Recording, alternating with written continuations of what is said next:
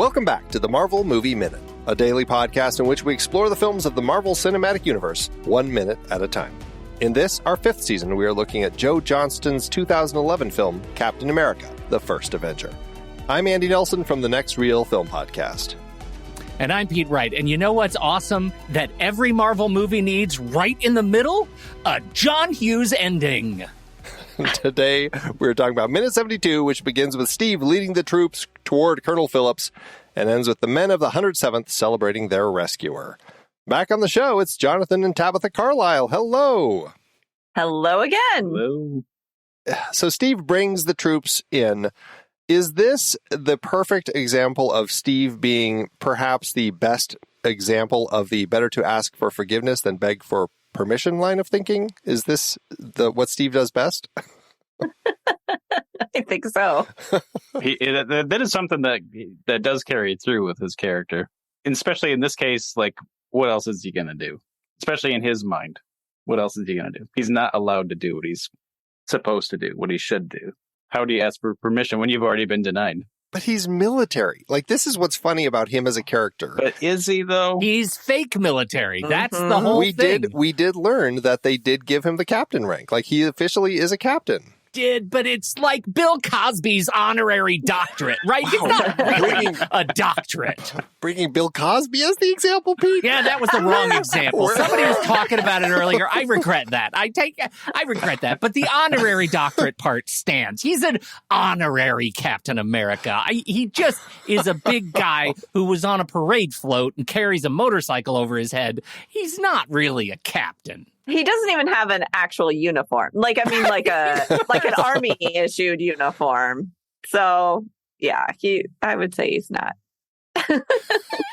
officially official. All right. Until now, because Colonel Phillips finally realizes that he was wrong. Now he's an emotional captain. Well, but it's Colonel Phillips who calls him out as a captain. So you're saying even Colonel Phillips, when he's writing the letter, or is he only doing it because he's writing a condolence letter to the senator? I don't know if it's a condolence letter, but a letter to the senator saying, Captain Stephen, whatever, H. Rogers, whatever his middle initial was, now I'm totally forgetting, was killed in action.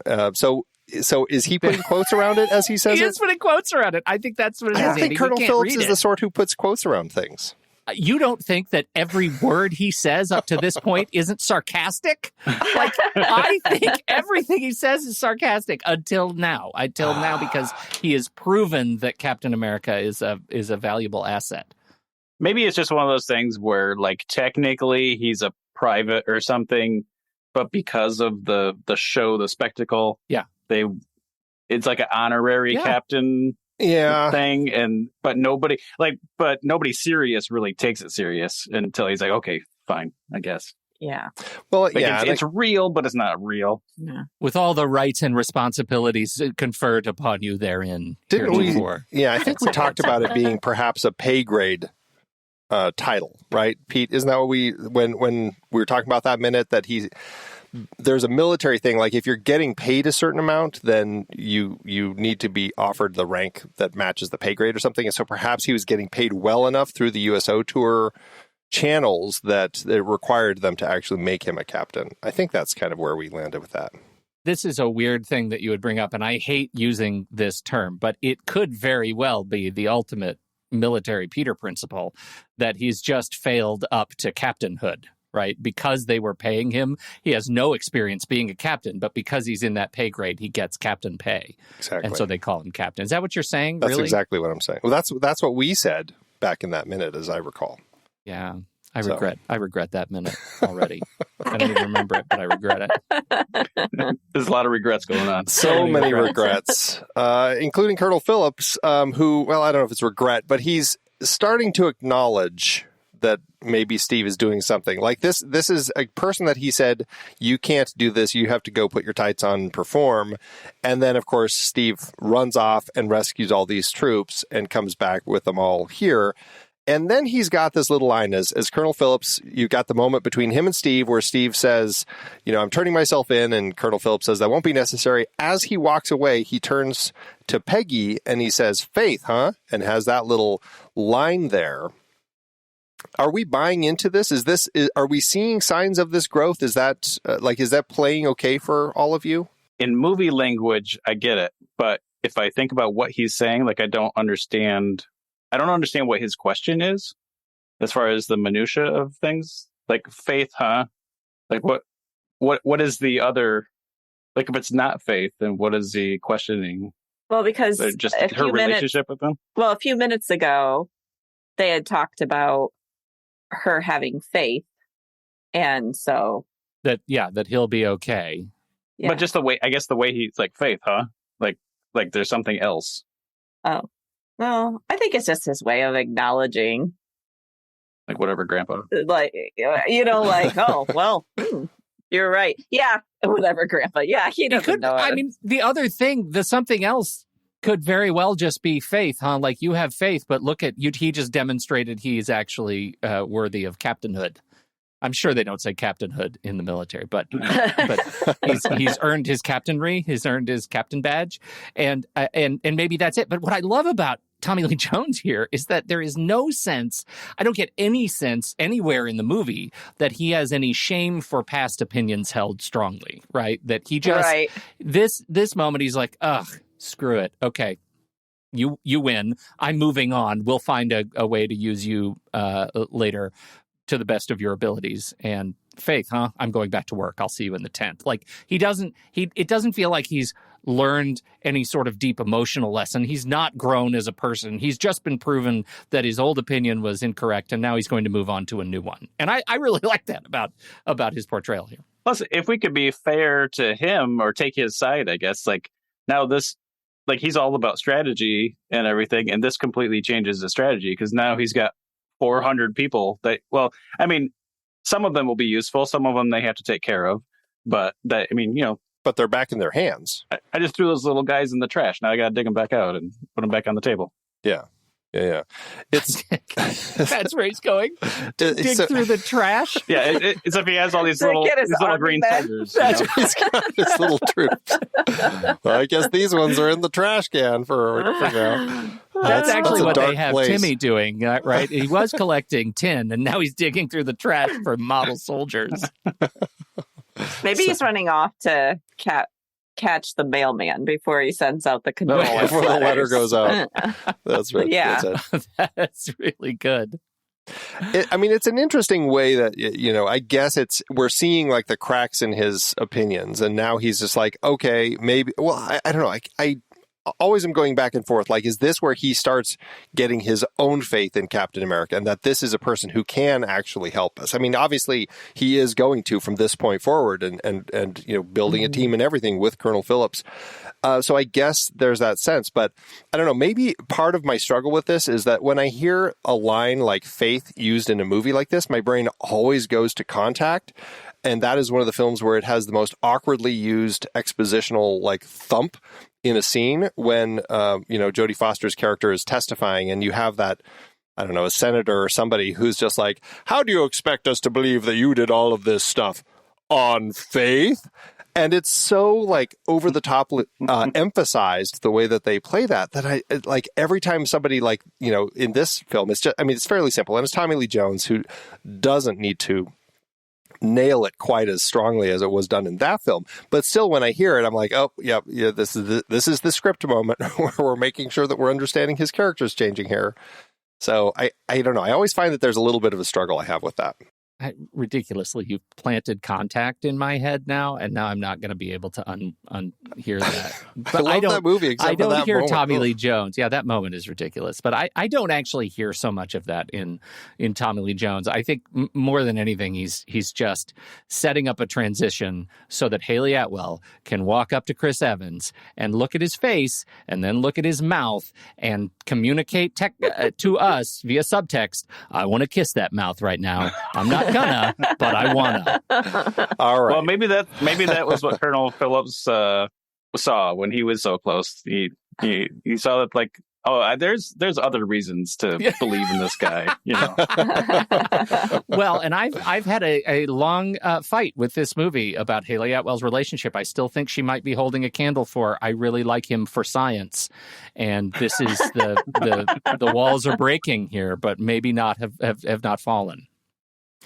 Okay, so we're talking about Peggy and Steve. This is the very kind of flirty potential moment that we have between the two of them. How does it play for the two of you? Well, initially, it's like, oh, they're like, look at them all sweet and in love. And she's, loves him. But it's probably pretty not appropriate for a superior and a subordinate, as she's just like standing there in the middle of the crowd and everybody can see them. It kind of breaks down some chain of command stuff. But at the end of the day, I'm just like, oh, look at them in love. And that's where I'm at. So you buy into the Peggy-Steve relationship? I do. Okay. I do. Right. Yeah. We've gone through the gamut with guests. Some of them buy into it, some of them don't. We're kind of all over the map as far as how it plays. Andy's being incredibly generous to my perspective by saying some of them buy into it, some of them don't. Really, I'm the one who doesn't at this point. I love it. And then, so I'm not one of the ones that like, I try not to think too deeply, when people are upset. Like all the way at the end of Endgame and like, oh, they wrecked the end of Peggy's like whatever and her whole timeline. I'm just like, no, they're together. It's so great. I don't want to think about that other stuff. So, no, I like them. I think the only thing that trips me up is he seems so suave with his silly comeback. Mm-hmm. But then I kind of forget that time has passed in this movie. And whether he spent any one-on-one time with them, like, he was traveling with a whole troop of ladies. So maybe he's gotten a little bit more comfortable, like, interacting with females. Oh, that's very true. You'd think. Just wait until next week. I know you two won't be here, but oh yeah, I'm going to have some questions. I guess maybe he's got more comfortable with the deflecting humor comfortableness and not the like, oh, this is like real now. I know. But I also like when it comes down to that with him and his I couldn't call my ride bit. Yeah. Like I don't think he would have, unless he was just realizing that was broken, which obviously he wasn't because he couldn't call his ride. Like he wouldn't have just hung on to that thing. That transmitter. Well, maybe he would have tossed it. Maybe he doesn't litter. Maybe he's very good. Hey, don't drop that. Pick that up. Carry it back till it gets to a trash can. For the war effort. That's true. He had tossed it in the tank though. And something. Really though, like in those times, like the people are wearing short socks instead of nylons because they're saving every little bit of stuff. That's true. You're right. There's got to be something in there that can be saved. He's doing his part. You're right. Doing his part. So Peggy and Steve, this is this cute moment. It does, like, their banter actually reminds me of Steve and Bucky because of just, Steve and Bucky. We've seen plenty of kind of that fun banter between the two of them as they kind of throw lines back and forth. And Steve and Peggy certainly have that. And then we have this moment with Bucky, and I'm really curious about everybody's read on Bucky here. How does the scene with Bucky, where he kind of like strikes up, this cheer for Captain America here? How does it work for all of you and your sense of Bucky in this moment? Because I certainly have some thoughts. Well, I already started last minute. I think what it is for me is his body is not matching his demeanor. Because he's walking side by side with Captain America. Like, if he looked like he was weaker and like he seems like his face and everything looks like he's having the hardest time with all of this, but he's walking around and moving around like he's got no problem. But he keeps reacting to Captain America like, just like, oh, I can't even, even though he's causing the cheer, like immediately after he stops talking, he's like, oh, I forgot I'm so weak and so disinterested. So are you saying like, problem with the cheer itself, or if he would have said let's hear it for Steve Rogers, would it be different than let's hear it for Captain America? I guess that would cause confusion because it really seems like Hodge not realizing who he was until just now. Like, I don't know if they really cover in the movie. I guess you guys could tell me whether they really are they trying to cover that Steve Rogers is Captain America? Like, aren't they trying to say to everybody we're creating, or are they saying that we have these super soldiers?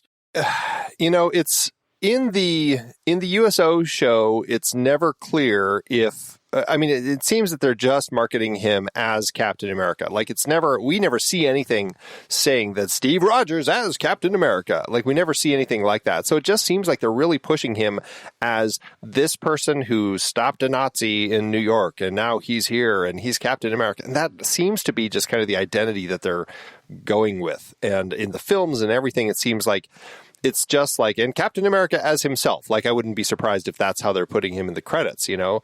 But they're also never clearly, at least from what we see, showing the public that he happens to be a super soldier. All of the stuff on stage, like when he's holding a motorcycle up, it could just be read as stage theatrics. It doesn't, I mean, we don't know. Is he, you know, after shows, is he doing demonstrations of his strength? We just don't know. It's not ever given to us. So I don't know. They end up playing it in a way where we just don't know exactly what the public really think. And as far as the military, like to that end, when he comes to this camp, like they seem to think he's nothing more than just a performer. And it's really like this moment. And even, I mean, for the troops who are cheering, like they still have no idea that, you know, he has any crazy strength. Really, I mean, I don't know if anybody knows, other than the fact that he broke them out, that he has any strength. Because when we saw him, when Schmidt noticed him, he was by himself.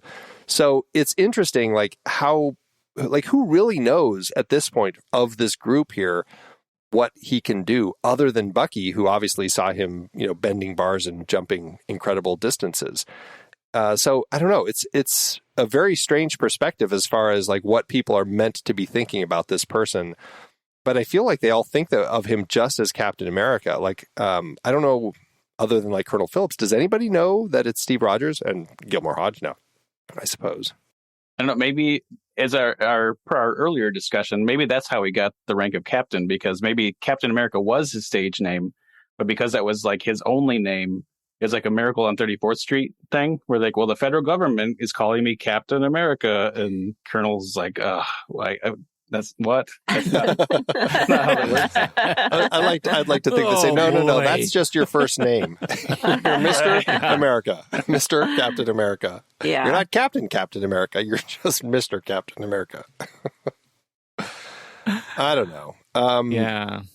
It's an interesting situation that they've created here with him as this super soldier, as this military figure, but he's never really, I mean, he, you know, as we see, and this is something certainly people talk about a lot when they're comparing Marvel and DC, the Marvel characters generally are the human version of themselves first. We're always talking about Tony and Steve and Natasha, like we're going by their names. They're not walking around calling each other Iron Man, hey Captain America, hey what's up Black Widow. Like they are their you know, human selves first. And so he's going by Steve. He doesn't seem to be hiding it, but that said, like nobody seems to identify the two. I don't know. It's strange. I see what you're saying. I hadn't thought about that before, as far as everybody not knowing that he was strong, and you know, he could have just been, I don't know how they would have thought that he saved. Well, a lot of them might not even have known that he saved them.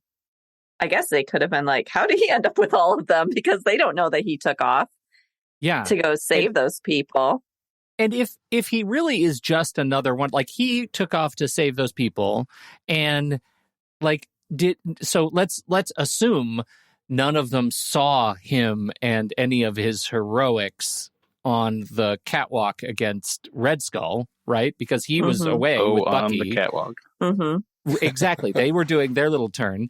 And so we assume, but then why, in the sort of microculture of the rescued soldiers, do they let him walk at the tip of the spear? Like, there is just this whole weird socialization that now doesn't make any sense if he is not known as a hero. Like I said before, he's super, so he just kept walking too fast, so he's got to be at the front because... But again, is that because he's super or because he had that dope march in his head and it kept his pace up?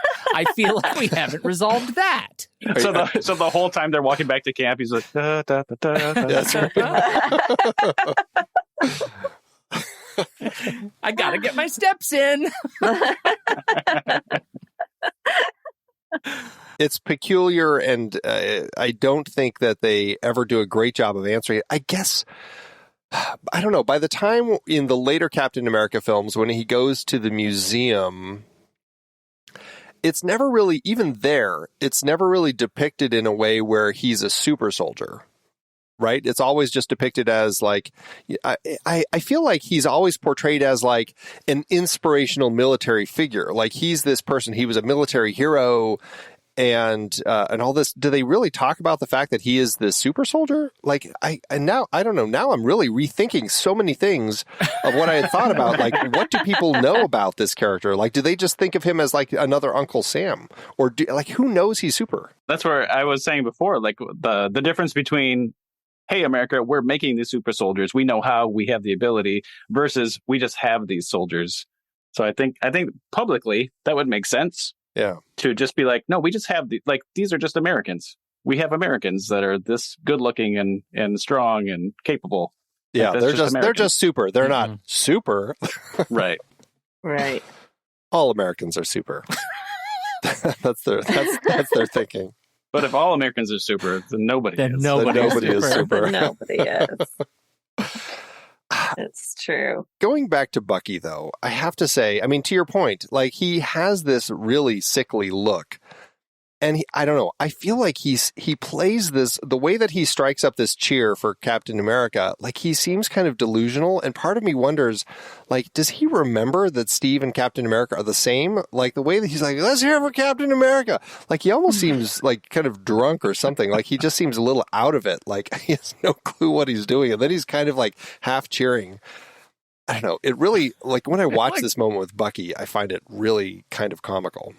I feel like this is the minute that Andy broke during this. Like, I feel like this right here is the minute that this is like the singularity where Captain America stopped making sense.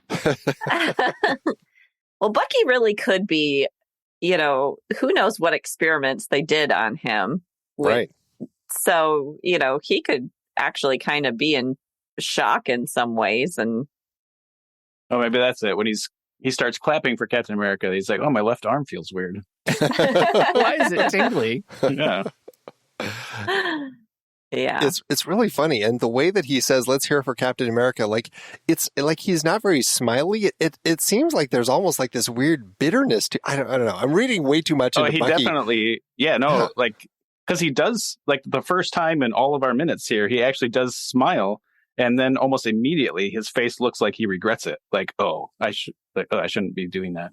I don't know. Well, even though that they were like brothers, Bucky always was the stronger one, and he was always the one to rescue. And so even if he's like happy for his friend Steve, he still has like this inner stuff he's got to resolve, because he may be having like jealousy and things like that he's having to like knock down, because he's like, no, I'm proud, I'm happy for my friend, or just stuff. And also I'm probably a little jacked up, and who knows what Zola did to me, so he's just like a whole big mess of emotions and toxins inside. Who knows? That's a good point. We have from the perspective of Bucky, he was always the handsome, the taller person, the one who would get the girls, and suddenly, he's getting drugged up. Who knows what's happening to him? And Steve rescues him, of all people, the last person he would have expected to rescue him. And not only is it Steve, but Steve is huge and he's ruggedly handsome. And now he's getting the girl, and the girl clearly has only eyes for Steve here. And so, yeah, that's actually I think perhaps what they were trying to do here, where Bucky is, he in his post-op fog that he is here, like he's recognizing that this is a different Steve, and suddenly Steve is the one who's getting all the recognition, not him. And so he's happy for his friend, but at the same time, likely a little bit of jealousy seeping through, and that's certainly something that will play, later in this or in the next few scenes. Mm-hmm. That's a good point. Good point. Also, this isn't that far, but I just thought of it in a way I've never thought about it before. But Bucky probably knows that some things have happened to him. He might not know what. Yeah. But they have that quick little conversation when they first see each other. And he's like, oh, is this permanent? He's like, so far. Maybe Bucky suddenly realizes, like, oh, maybe I'm going to do something. Like I'm going to get bigger or weird or something. Like, is that going to be good? Is it going to be bad? I don't know. Yeah. Yeah. Like that. Evaluating like that surgery from mad scientists, like, what the hell did they just do to me? Is it going to be something like that? Right. That's an interesting perspective. Right. I wish that we saw pictures on Zola's desk of, what he had been potentially, I assume, working on with Bucky, which was essentially kind of turning him into something that was like the Zola from the comics, which is kind of an interesting angle to take with that. But there's never any, I don't know, from the way that it seemed like he had been there for a little while being experimented on, but once he's rescued, it seems like almost just like they had been doing water torture or something. Like, it doesn't seem like there had been experiments or anything. It just seems like he was just a little delirious. So they could have perhaps done a little more with that to give us a little more with him, but sure. I guess they're trying to build him up for something else, some other types of experiments that we get later down the road. Mm-hmm. Yeah, I guess, so it just kind of, my mind just started spinning now. So Bucky was there when the Red Skull was unmasked. Right. Yeah. So, yeah, I don't know. Maybe he does have some, like, okay, but Steve got bigger, but the Hydra guys are the ones that did stuff to me. So am I going to look like that? But, I mean, he says to Steve, do you have one of those? And now he's like, do I have one of those? Right. Yeah. He just needs a good nap. And then he'll feel better. Yeah, exactly. Get some food in his stomach. He's going to be fine. You get a haircut from Hodge and he'll be all good. Glad he doesn't shake with his left hand. I still ask in this moment, I mean, everybody's cheering. It's a very happy moment that we have as everybody's cheering for Captain America, except for the Howling Commandos, interestingly. For some reason, when we cut to that wide shot, we pull back, we see Bucky has stopped cheering for him, and none of the Howling Commandos are. They're all just standing around like, what the hell? It's very peculiar, like why they wouldn't be cheering. Any thoughts on that? Is it like, is it a sense from them like, hey, this is a team, we all did it together, or I don't know. How do all of you read that? Maybe, oh boy, I'm not military. I was just going to say something silly about like Captain America, like, he's kind of representative of their little group because he talked to them first, and so they feel like they're part of the, I don't know. You don't want to cheer for yourself, so they're in the Captain America umbrella. So let's cheer for Captain America and the other guys that helped him. Yeah. Yeah. I don't know. I hadn't noticed that they weren't all. I had noticed Bucky, but I hadn't noticed that the rest of them weren't all cheering in that moment. So, and maybe it's just a movie thing. Maybe there's like too much activity in the center. Like, you guys stand still. Yeah. And maybe it would have looked, a little strange the Howling Commandos, they were, of all of this group, the only other people that really were characters from the comics. And so perhaps they were trying to do it in a way where, they were perceived as the tough guys that they were in the comics, not, just, people who were just, happily cheering along for somebody to rescue them. And so, I think that kind of falls in line with what you were saying, Jonathan, about, they're part of the Captain America team that actually had kind of performed this rescue. Mm-hmm. I just have a rhythm question. Like, I made a joke in the intro about this being a John Hughes ending. We had the luxury of talking about this segment on the Timeline Scavengers podcast, and one of the things that came out of that conversation that I have not been able to let go is just how much this segment, this minute, feels like the end of some other movie. Like, this is the end. I couldn't call my ride, like, and the credits roll as the camera cranes up. Like, this feels like the end of a John Hughes movie, and that everybody's going to be fine and their relationship is together, but it doesn't actually, in that light, it's not too saccharine of an ending. It doesn't end on a weird, like, on a kiss that's just a little bit too awkward. Like, it's the end of a movie. And I just wonder if, am I alone in having cemented that? Like, the rhythm of this movie changes from this point on. Probably because now he's Captain America. Now it's not just an honorific. So that was the end of Steve, becoming Captain America. Now he is Captain America. Yeah. Yeah, because from here on, the things that he says has weight. He has, he's in military intelligence meetings, and it is a shift, the change. And we'll see that like immediately in coming conversations. Mm-hmm. Yeah. It's definitely something that I think I noticed, and probably one of the reasons that when I first watched this film, it didn't stick with me as well, because it feels very much like, okay, Steve has now become Captain Rogers, or Steve has now become Captain America and is now the hero. What do we need another hour of the film for if we've kind of resolved him as this hero. And the film, in that sense, like, and even to this point, like, there is this sense that Colonel Phillips, as the change character, has now changed. And now he says, you know what, I do see him as the hero.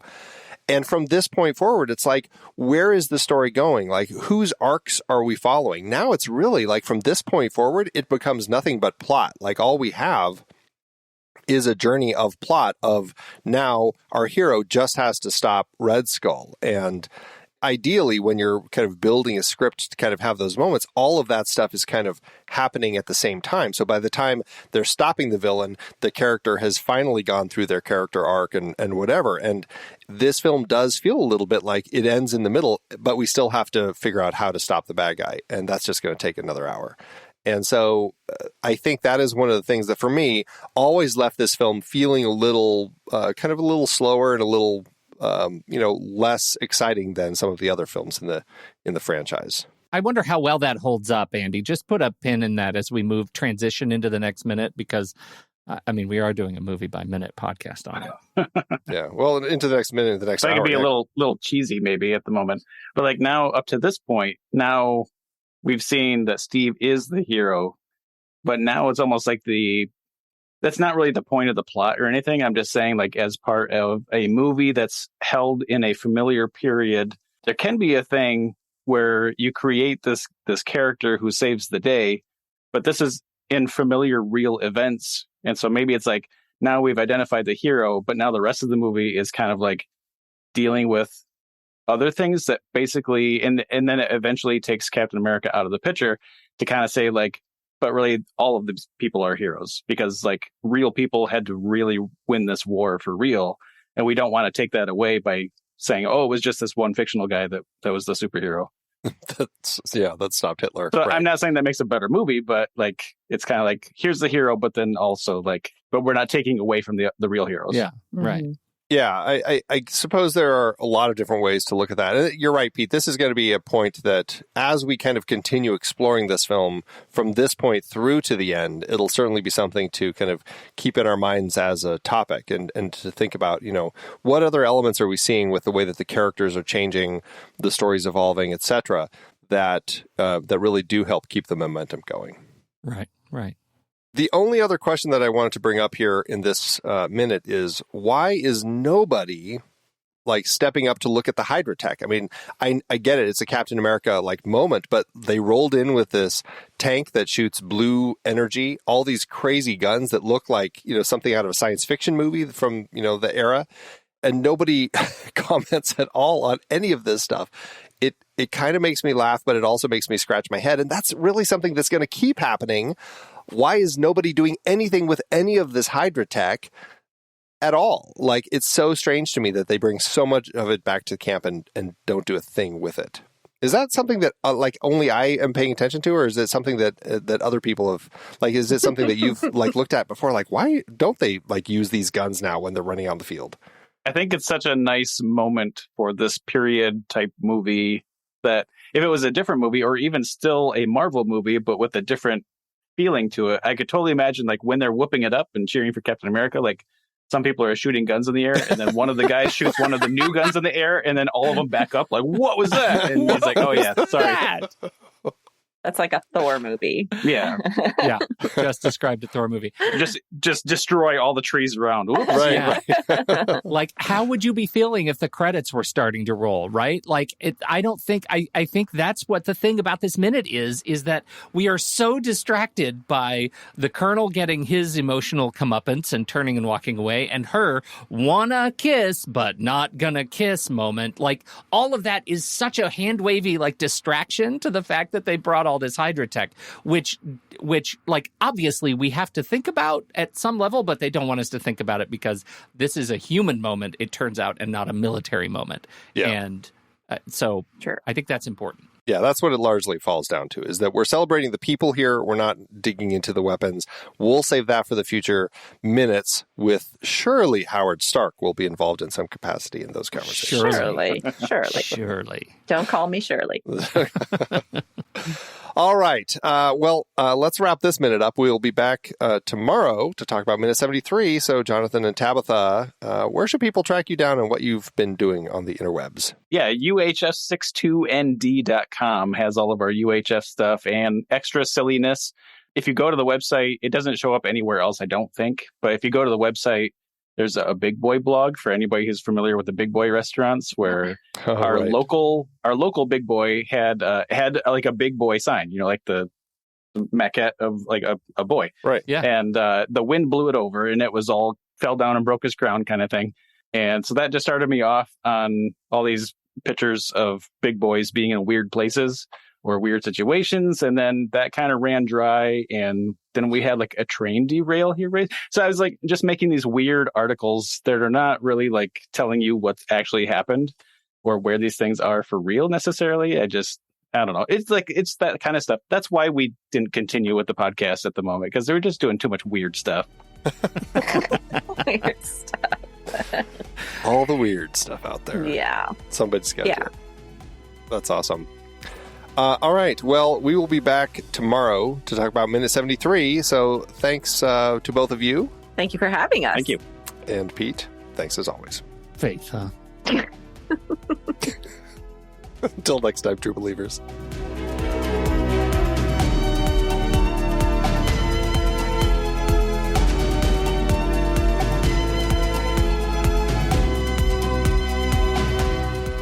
Marvel Movie Minute is a production of True Story FM. Engineering by Andy Nelson. This season's music is Spread the News by Anthony Vega, and this season's show art is by Winston Yabo. Find the show at truestory.fm, and if your podcast app allows ratings and reviews, consider doing that for this show.